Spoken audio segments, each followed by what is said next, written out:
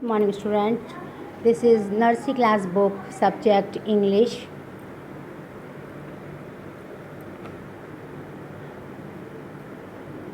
Phonic sound of A, sound of O, phonic sound of O.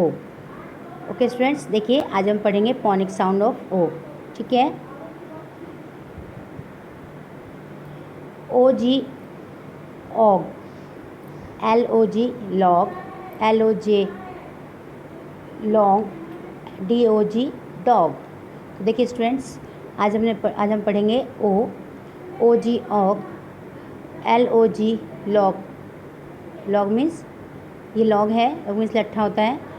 JOG jog, ये बच्चा jogging कर रहा है. डॉग, DOG डॉग, डॉग माने ये क्या है, कुत्ता.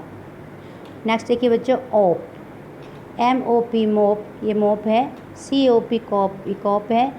TOP टॉप, ये टॉप है. OT ऑट, HOT हॉट, ये हॉट है. POT पॉट, ये पॉट है. COT कॉट, ये कॉट है. Okay student. OB ओब, SOB ओब, ये ओब है. ROB रोब, ये रोब है. COB कोप, ये कोब है. OD ओड, ROD रोड, ये रोड है.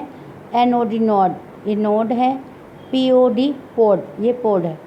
ओके स्टूडेंट, इस वीडियो को लाइक और शेयर ज़रूर करें, सब्सक्राइब करें. इस वीडियो को आप 5 टाइम रिवाइज करें. Okay students.